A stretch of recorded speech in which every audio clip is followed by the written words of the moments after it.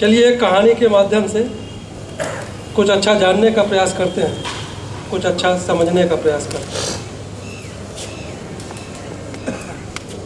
एक गिद्ध का बच्चा अपने परिवार के साथ रहता था। एक दिन की बात है, गिद्ध के बच्चे ने कहा अपने पिता से कि पिताजी मुझे भूख लगी है, मुझे कुछ खिलाइए। तो पिता ने कहा ठीक है।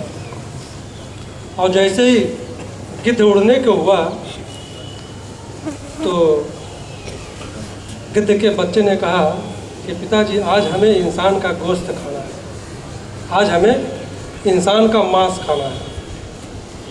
तो गिद्ध ने अपने बेटे के सिर को सहलाया और कहा ठीक है, प्रयास करते हैं। उसके बाद वह गिद्ध जो है बस्ती की ओर उड़ गया और उड़ने के बाद बहुत जगह इधर उधर मंडराता रहा, देखता रहा, लेकिन उसे कहीं इंसान का मांस दिखाई नहीं दिया। तो चलते चलते उसको एक जगह जो है मरा हुआ सूअर दिखाई पड़ा। तो उसने सूअर के मांस को एक टुकड़े को अपने चोंच में लिया, उसके बाद अपने घोंसले में आया और अपने बच्चे को दिया। जब बच्चे को दिया तो बच्चा एकदम से नाराज़ हो गया। कहा पिताजी हमने तो आपसे कहा था कि हमें इंसान का गोश्त खाना है, आपने तो सूअर का जो है गोश्त लेकर के आए। तो गिद्ध ने कहा अच्छा ठीक है, हम फिर से प्रयास करते हैं। उसके बाद वह गिद्ध जो है फिर उड़ गया। उड़ करके बस्ती की तरफ इधर उधर खूब घूमा टहला, देखा चारों तरफ, लेकिन उसको कहीं पे इंसान का मांस नहीं दिखाई दिया। और फिर जब काफ़ी देर हो गया तो उसे एक जगह मरी हुई गाय दिखाई पड़ी। तो उसने उस मरी हुई गाय के शरीर से मांस का एक टुकड़ा काटा और काटने के बाद जो है उसको लेकर के अपने बच्चे के पास पहुंचा और अपने बच्चे को दिया।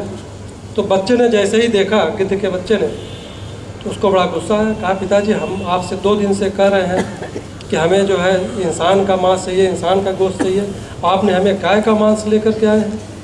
आप इतना भी हमारी इच्छा पूरी नहीं कर सकते हैं। पहली बार तो हमने आपसे कहा कि आप हमें इंसान का गोश्त दीजिए। तो गिद्ध बड़ा लज्जित हुआ, बड़ा शर्मिंदा हुआ कि हम उसकी इच्छा पूरी नहीं कर पा रहे हैं। उसके बाद वह गिद्ध फिर उड़ा, लेकिन इस बार जो है गिद्ध ने जो है अपना दिमाग लगाना शुरू कर दिया।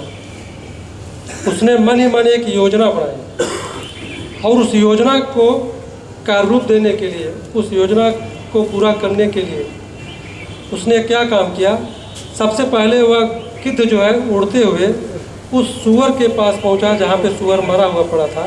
उस सूअर के मांस के टुकड़े को जो है एक बड़ा सा टुकड़ा उसको काटा और काटने के बाद वहाँ से उड़ा और उड़ करके उसको ले जा करके एक मस्जिद की बाउंड्री में गिरा दिया।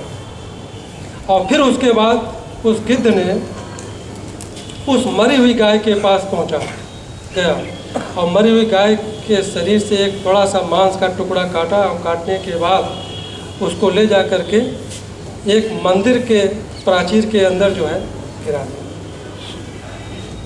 बस मांस के इन टुकड़ों ने जो है अपना काम करना शुरू कर दिया और धीरे धीरे जो है पूरे शहर में आग लग गई। और शाम होते होते, रात होते होते इंसानों की लाशें बिछ गई। उसके बाद वह गिद्ध बड़ा खुश हुआ और खुश होने के बाद वह इंसान के मरे हुए इंसान के पास जाता है, वहाँ से कई मांस के टुकड़े करता है और उसको ले जा करके अपने बेटे को देता है। तो जब बेटा देखता है तो बेटा बड़ा खुश होता है और कहता है कि पिताजी इतने सारे इंसान के मांस कहाँ से आपको मिल गए, अभी तक तो आपको मिले नहीं, ये कैसे इतना आपको इतना इंसानों का मांस मिल गया। तो उस गिद्ध ने कहा बेटा ये जो इंसान है ना, जो अपने को सबसे श्रेष्ठ प्राणी समझते हैं, खुद को सबसे समझदार प्राणी समझते हैं, ये कहने को तो सर्वश्रेष्ठ प्राणी अपने को मानते हैं, लेकिन छोटी छोटी बातों पर, जरा जरा सी बातों पर ये जानवर से भी बदतर हो जाते हैं और बिना कुछ सोचे समझे ये दूसरों को मरने और मारने पर उतारू हो जाते हैं।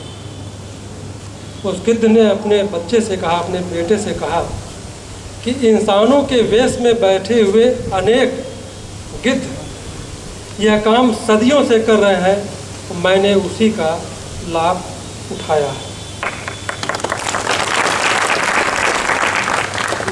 कहने का मतलब यह है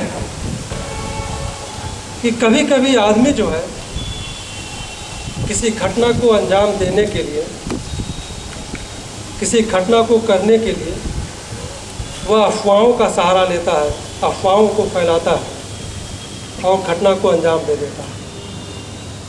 कभी कभी इंसान ऐसा काम करता है और उससे वो अपना स्वार्थ सिद्ध करता है, अपना स्वार्थ पूरा करता है। जब कोई आपको गुमराह करे, आपके कान में कुछ फूंक दे, तो आप तत्काल उसकी बात को सही मान करके गुस्से में मत आ जाइए, अपना विवेक मत खुद बैठिए, आप सोचिए, आप अफवाह न फैलाइए और ना किसी के कान में ऐसा चीज़ फूंक दीजिए जिससे वह एग्रेसिव हो जाए, क्रोधित हो करके वो कोई कदम उठाए।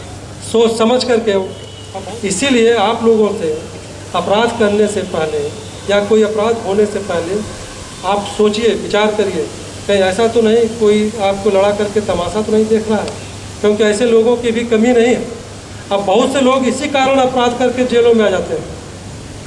तो जब भी कोई इस तरह की बात हो तो आप सोचिए, समझिए और विवेक का प्रयोग करिए, तब कदम उठाइए।